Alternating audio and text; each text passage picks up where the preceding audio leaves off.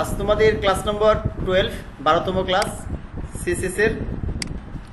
তো সিএসএস ক্লাসে আমরা যেগুলো শিখবো আজকে text spacing, spacing property, text shadow, এরপর সিএসএস ফ্রন্টের ব্যবহার খুবই গুরুত্বপূর্ণ। সিএসএস ফ্রন্টের ব্যবহার। আচ্ছা, তো চলো আমরা ডিরেক্টলি রিয়েল প্রজেক্টে দেখি এগুলো ব্যবহার করি। টেক্সট স্পেসিং কিভাবে করা হয়ে থাকে, আমার টেক্সটে শ্যাডো কিভাবে দিয়ে থাকি। এছাড়া পিক্সার আমরা শ্যাডো দিতে পারি, বক্সে বা পিক্সারে শ্যাডো ব্যবহার করতে পারি। এবং সিএসএস ফ্রন্ট, গুগল ফ্রন্ট সহ সাধারণ আমরা ফ্রন্ট ফ্যামিলি ব্যবহার করে কিভাবে ফ্রন্টের চেহারা চেঞ্জ করতে পারি, এই সবগুলো আমরা দেখবো। ওকে, তো তার আগে আমরা একটু দেখে নিই টেক্সট ডিরেকশন এবং ভার্টিক্যাল অ্যালাইনমেন্ট, এগুলো একটু আলোচনা করবো স্টেপ বাই স্টেপ। চলো দেখিনি আমরা। আমরা আমাদের প্রজেক্টে চলে গেলাম। আজকে আমাদের 12তম ক্লাস। আমাদের এখানে HTML-টা ওপেন করলাম আর পাশাপাশি CSS ওপেন করলাম, দুটো একসাথে ওপেন করা যায়। আচ্ছা দেখো, আমরা এটা কতদিন করেছিলাম এমনিতেই শেখানোর জন্য। রান করে দেখি আমরা এটা এমনিতেই। Launch in Firefox.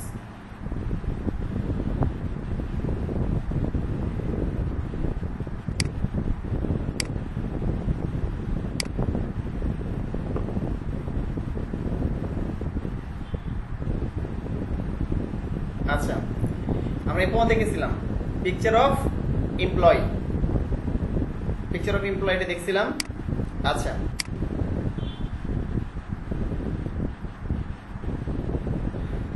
এখন দেখো বিষয়টা হচ্ছে যে আমরা প্রথম যে প্রপার্টি দেখব সেটা হচ্ছে এরকম টেক্সট ডিরেকশন। তো টেক্সট ডিরেকশনটা এরকম, যারা আমার যে টেক্সট এখানে আছে দেখো, ডান থেকে বামে, বাম থেকে ডানে। আমরা যখন আমরা যখন কোনো কিছু লেখা লিখি, আমরা কিভাবে লিখি? বাম থেকে ডান দিকে লিখি, তাই না? ইঞ্জিনিয়ার একটা নিয়ম আমাদের, সবসময় আমরা বাম থেকে ডান দিকে লিখে গেছি। বাট অ্যারাবিয়ান কান্ট্রিতে কিভাবে লেখে? তুমি যখন কোরআন শরীফ পড়ো বা আরবি পড়ো তখন দেখবা ডান থেকে পড়তে হচ্ছে, ডান থেকে বাম দিকে পড়তে হচ্ছে। হ্যাঁ, এবং লেখাটা উল্টিয়ে লিখতে পারি। হ্যাঁ, পুরোটা উল্টো থেকে হবে এটা। তো এসব ক্ষেত্রে যেটা প্রপার্টি ব্যবহার করা তাকে টেক্সট ডিরেকশন বলা হয়। এই যে টেক্সট ডিরেকশন প্রপার্টি ব্যবহার করে খুব সহজে আমরা এটা কি করতে পারি, এটা দেখাচ্ছে যে আমরা কম বেশি করতে পারি, চেঞ্জ করতে পারি। চলো আমরা দেখি কিভাবে করবো এটা। ধরো আমরা এখানে চলে গেলাম, নিচে যাই। এখানে নিচে ধরো আমি একটা H1 নিলাম, H1 মানে হেডিং ট্যাগ নিলাম, লিখলাম আমি যে we are learning text direction. ঠিক আছে, টেক্সট ডিরেকশন প্রপার্টি।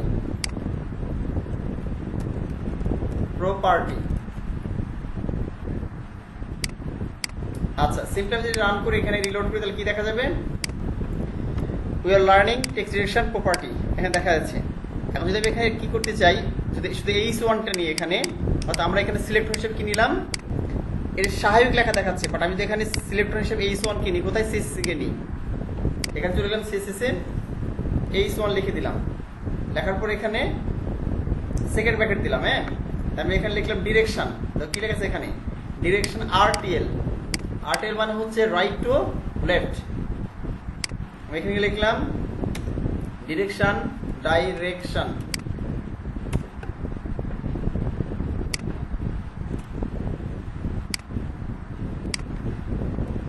আচ্ছা, ডিরেকশন হচ্ছে RTL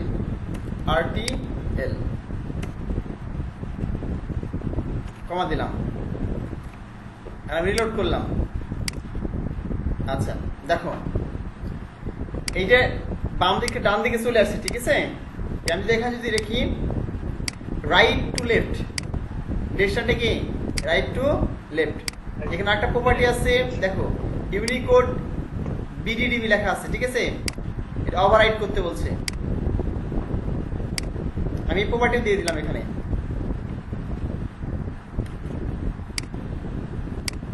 আচ্ছা, এবার দেখো লেখাটা কেমন দেখাচ্ছে। ওই এই যে নিচের দিকে দেখো লেখাটা ডিরেকশন চেঞ্জ হয়ে গেছে পুরোটাই। যে উই প্রথমে ডব্লু তারপরে ই আসছে, তারপর উই আর ই এস চলে আসছে এখানে। হ্যাঁ, উই আর লার্নিং পুরো লেখাটাই চেঞ্জ হয়ে গেছে। একে টেক ডিরেকশন বলা হয়ে থাকে। স্পেসিফিক ক্ষেত্রে এটা মিররের মতো কাজ করে, আয়নার মতো। যেমন তুমি যদি আয়নাতে প্রতিছবি দেখো, তোমার নিজের ছবি দেখো আয়নাতে, তাহলে কি হবে? তোমার দেখবা যে মানে এই সিস্টেমে যখন দেখবা আয়নাতে, দেখবা তোমার ডান হাত বাম হাত ডান হাতের মতো দেখাচ্ছে। ঠিক আছে, প্রতিবিম্বের মতো, একটা ইমেজের মতো। এটা যদি ব্যবহার খুবই কম, তারপর তোমাদের শিখে রাখলে আর কি। এটা খুব কম ব্যবহার করা ওয়েবসাইটে, খুব রেয়ার, খুব কম আসে, কিন্তু দরকার আছে লিখে রাখা। ভার্টিক্যাল এলিমেন্টটা তোমাদের এই বিষয়গুলো হচ্ছে তোমার রিয়েল প্রজেক্টে দেখিয়ে দেবো। ঠিক আছে, ওইখানে ভালো বুঝতে পারবা। ওকে, আচ্ছা, এদের টেক ডেকোরেশন দেখিয়ে দিই তোমাদের। টেক ডেকোরেশন দেখিয়ে দিই। আচ্ছা, এটা হয়ে গেল। আচ্ছা, আমি এখানে ডিরেকশনটা কেটে দিলাম, এখানে রিলোড করলাম, আগে বস্তু হয়ে গেল we are learning text decoration property. আচ্ছা, এবার শিখবার পর হচ্ছে যে ধরো এখানে we are learning text decoration property লিখতেছি। এবার যে প্রপার্টি শিখবো তার মানে হচ্ছে টেক ডেকোরেশন। ঠিক আছে, তাহলে এখানে লেখাটা আমি চেঞ্জ করে দিলাম একটু। আগে ছিলাম টেক ডিরেকশন, এবার দেখবো ডেকোরেশন। Text decoration, decoration. ঠিক আছে, ডেকোরেশন মানে কি? সজ্জিতকরণ নাকি? আমরা ডেকোরেশনে যেতে হবে, ডেকোরেট নিতে হবে। ডেকোরেট মানে সজ্জিত করা। ডেকোরেশন মানে একটা নাউন। ঠিক আছে, সজ্জিতকরণের নাউন হচ্ছে ডেকোরেশন। ডেকোরেট হচ্ছে সজ্জিত করা। এখন দেখো টেক্সট আমরা সজ্জিত করতে পারছি, আমরা নিচে আন্ডারলাইন করবো আমরা। ঠিক আছে, আমি এটা নিচে আন্ডারলাইন করতে চাচ্ছি। এখানে আমি লিখে দিই টেক ডেকোরেশন আন্ডারলাইন। ঠিক আছে, তাহলে কি হয় দেখো,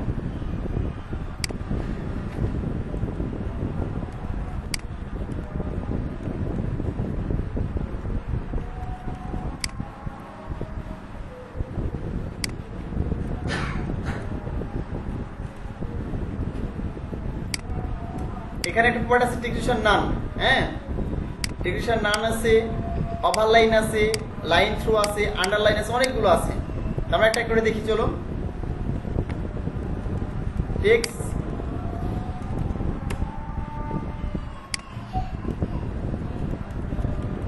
রেশন আন্ডারলাইন।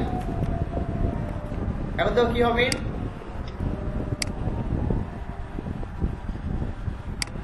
দেখো নিজ আন্ডারলাইন চলে আসছে, এখানে লেখার নিচ দিয়ে কি চলে আসছে? আন্ডারলাইন চলে আসছে লেখার নিচ দিয়ে। আর এখানে দিয়েছে ওভারলাইন,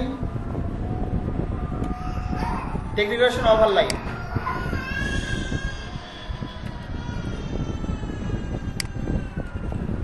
ওভারলাইন, আন্ডারলাইন মানে নিচে, ওভারলাইন মানে উপরে। রিলোড করলাম, এবার দেখো লাইনটা উপরে উঠে গেছে, এই লেখার উপরে চলে গেছে। তাহলে আন্ডারলাইন নিচে, ওভারলাইনটা উপরে, টেক ডেকোরেশন। এরপর দেখো থ্রো যদি দিই, এখানে লাইন থ্রো, যে লাইনে মাঝখান থেকে যেতে হলে এখানে দিলাম হচ্ছে text decoration line through. Line THROUGH, line through. তাহলে কি হবে, দেখো মাঝখান থেকে কেটে গেছে লাইনটা। তাহলে আমি যদি আন্ডারলাইন বলি, টেক ডেকোরেশন আন্ডারলাইন, তাহলে লেখা নিচ দিতে হবে। এরপর যদি আমি বলি ওভারলাইন, ওভারলাইন উপরে উপর দেওয়া হবে। এবং দেখা যাচ্ছে আমরা যেখানে যদি কি করি, সেই টেক ডেকোরেশন যদি কি করি তোমার লাইন থ্রো বলি, মানে মাঝখান দিয়ে, তখন কেটে যাবে। এটা হচ্ছে। আর যদি আমি টেক ডেকোরেশন নান বলি, এখানে কোনো আগে থেকে করা আছে, নান করলে কি হবে না, কোনটাই থাকবে না। হ্যাঁ, কোনটাই থাকবে না, দেখা যাবে না। এমনিতে ডিফল্ট ভাবে কোনটাই থাকে না। যদি কোনো কারণ থাকে তো আগে থেকে করা করে দেওয়া, তুমি খুঁজে পাচ্ছ না যে কোথায় এটা দেওয়া আছে, আন্ডারলাইন করা, তুমি আন্ডারলাইন উঠা দেবা। তুমি যে ক্লাসের নামটা নিয়ে বা ট্যাগের নামটা নিয়ে তুমি নান করে দিলা। এই অনেক সময় ক্লায়েন্টের কাজ করতে, বুঝছো, ক্লায়েন্টের কাজ করতে গিয়ে ওই হয়তো কেউ কোড করে রেখেছে, কোথায় কোড করে রেখেছে খুঁজে পাওয়া যায় না অনেক সময়, যে আন্ডারলাইন করে রেখেছে বা ওভারলাইন করে রেখেছে, হ্যাঁ, বা কেটে দিয়ে রেখেছে। তখন তুমি ওই জাস্ট ক্লাসের নামটা নিলা, আইডি নামটা নিলা, অথবা তুমি ওই ইয়েটা নিলা, ট্যাগের নামটা নিলা, নিয়ে তুই বলে টেক্সট ডেকোরেশন নান করে দিলাম, তা চলে গেলো অটোমেটিক্যালি।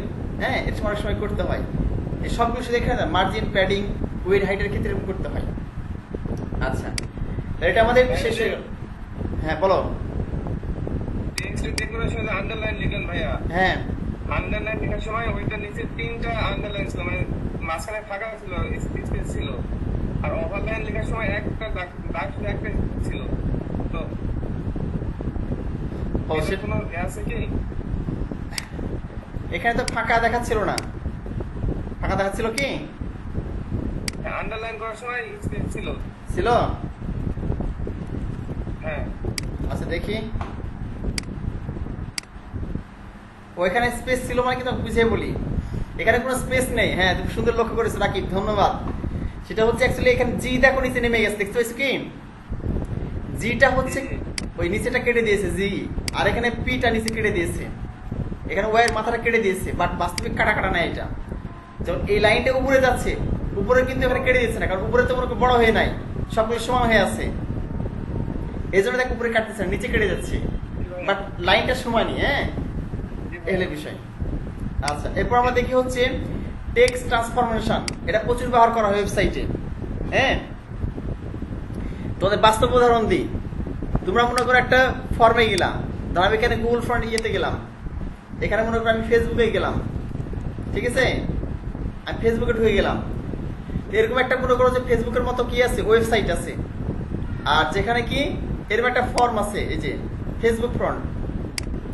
তোমরা এখানে কি যখন লিখতেছো, দেখবা তুমি ফর্মটা পূরণ করতে, অনেকে চাকরি পরীক্ষা বা বিভিন্ন পরীক্ষায় ফর্ম পূরণ করতে যাও, তুমি লিখতেছো ছোট হাতে, অটোমেটিক্যালি সব হয়ে যাচ্ছে বড় হাতে, মানে তুমি লিখবা যেটাই সবগুলো বড় হাতের হবে। হ্যাঁ, ওই ক্ষেত্রে কি হবে, ওরা ফর্মে ওই সময় কি দিয়ে রেখেছে, টেক্সট ট্রান্সফরমেশন দিয়ে রেখেছে। ট্রান্সফর্ম মানে কি, ট্রান্সফর্ম মানে পরিবর্তন, ঠিক আছে। তুমি এখানে দুই ধরনের ট্রান্সফরমেশন আছে।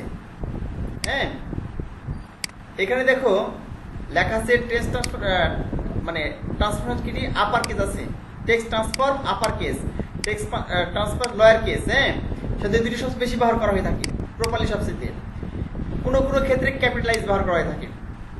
আচ্ছা, যদি তুমি টেক্সট ট্রান্সফার আপার কেস দাও, তাহলে তো সবগুলো হাতের অক্ষর বড় হাতের হয়ে যাবে অটোমেটিক একাই, ছোট হাতের লিখলেও বড় হাতের হয়ে যাবে, বড় হাতের লিখলে তো বড় হাতের হবেই। আর তুমি টেক্সট ট্রান্সফার লোয়ার কেস দাও, তাহলে বড় হাতের লিখলেও ছোট হাতের হয়ে যাবে তোমার। আর টেক্সট ট্রান্সফার তুমি যদি ক্যাপিটালাইজ দাও, তাহলে প্রত্যেকটা ওয়ার্ডের প্রথম অক্ষর বড় হাতের হবে। চলো দেখে আসি আমরা নাকি। আচ্ছা, আমরা ধরো এটা কি করবো, এটা কি করবো আমরা, এটা যেটা কাজ করছি এটাই করবো। আচ্ছা, টেক্সট ডেকোরেশন দেওয়া আছে, আমি কেটে দিলাম এটা, দেখলাম টেক্সট ট্রান্সফর্ম, প্রথমে কি লিখবো, আপার কেস,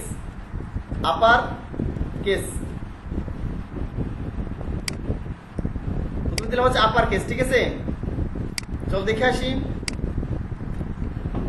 যে বড় হাতে লিখলে বড় হাতের হচ্ছে কিনা। আচ্ছা, কোন স্পেলিংটা ভুল হয়েছে, ইউ ডাবল পি হবে, আমি শুধু একটা পি দিয়েছি, U double P R CSE case, ঠিক আছে।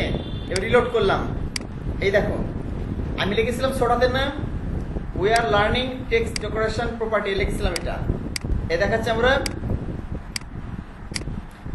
কিন্তু বড় হাতের হয়ে গেছে, এটা বুঝাচ্ছি কি, এটা বড় হাতের হয়ে গেছে। আচ্ছা, যেহেতু আমরা টেক্সট ডেকোরেশন প্রপার্টি শিখতেছি না, আমি এখানে লিখে দিই যে we are learning web design, তাহলে একটা শিখতেছি আর একটা ভিডিও হয়ে যাবে। উই আর লার্নিং সিএসএস লিখি, সিএসএস প্রপার্টিস, প্রপার্টিস লিখলাম আমরা নতুন করে আবার, এখন এটা মনে করে পড়াতে হয়ে গেল। আর যদি আমি এখানে লিখি যে প্রপার্টি টেক্সট ট্রান্সফর্ম ক্যাপিটালাইজ, ক্যাপিটালাইজেডি লিখে দিলাম, ক্যাপিটালাইজ, হ্যাঁ ক্যাপিটালাইজ লিখে দিলাম, তাহলে কি হবে, এখানে আমি রিলোড করলাম, এই যে হয়েছে কি, হয় নাই, ক্যাপিটালাইজ, CAPITALIZED, ওখানে তিনটে হয়ে গেছে, কোথায় লিখেছি? এখানে লিখেছি ভুল করে।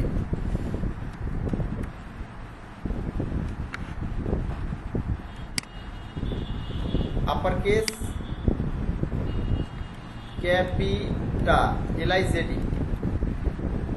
ক্যাপিটালাইজ। আচ্ছা এবার দেখো কি হয়েছে, উই এর ডাবলটা বড় হাতের হয়ে গেছে, আর এর এটা বড় হাতের, লার্নিং এর এলটা বড় হাতের, প্রপার্টির পিটা বড় হাতের, সিএসটা বড় হাতের আছে এটা, ঠিক আছে? ক্যাপিটালাইজ বলা হচ্ছে। আর যদি লয়ার কেস দিই এখানে এলও ডাব্লিউ লয়ার সিএসি, তাহলে এমনি ছোট হাতের হয়ে যাবে। এখানে গেলাম, সরি এই দেখো সব ছোট হাতের হয়ে গেছে। আচ্ছা আমরা দেখেন এখানে কিন্তু ডব্লিউ লিখেছিলাম বড় হাতের, এই যে শুরুতে we are learning this is properties, এখানে দেখো উই এর ডব্লিউটা লিখেছিলাম এ মানে বড় হাতের, এলটা হচ্ছে বড় হাতের, কিন্তু এখানে তো কি হয়েছে সব করে ছোট হাতের হয়ে গেছে বড় হাতে লেখার পরেও। আর টেক্সট ট্রান্সফর্ম হচ্ছে তিন ধরনের, লয়ার কেস, আপার কেস এবং ক্যাপিটালাইজ। ওকে, আচ্ছা টোটাল 9 জন। ওকে, আচ্ছা এরপর চলো আমরা দেখি সিএসএস টেক্সট স্পেসিং। আমরা লেখাগুলোর মধ্যে স্পেস দিতে পারি, লেখাগুলোর মধ্যে স্পেস ব্যবহার করতে পারি। কত তুমি স্পেস দিবা, হ্যাঁ, একে স্পেসিং বলা হয়। তো টেক্সট ইনডেন্ট আছে একটা, লাইন স্পেসিং একটা আছে, হ্যাঁ, লাইন হাইট আছে, ওয়ার্ড স্পেসিং আছে, এগুলো আর কি। তো আমরা একটা একটা করে দেখি। হ্যাঁ, আচ্ছা ভিডিওটা হচ্ছে যে 1 মিনিট পর তোমাদের ভিডিওটা কেটে যাবে, আবার নতুন করে সবাই জয়েন করবা। ওকে, আবার সবাই নতুন করে জয়েন করবে।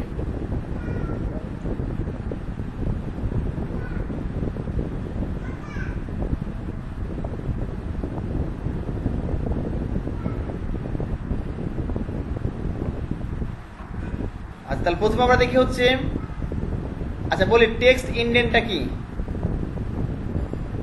টেক্সট ইনডেন্টেশন, তোমরা যখন লেখা শুরু করো, যখন তোমরা লেখা শুরু করো এমনি সিম্পলি, তখন দেখবা যে পরীক্ষাতে লেখার সময় ভিডিও তাপা উঠে যাচ্ছে, দেখা যাচ্ছে না, সমস্যা না।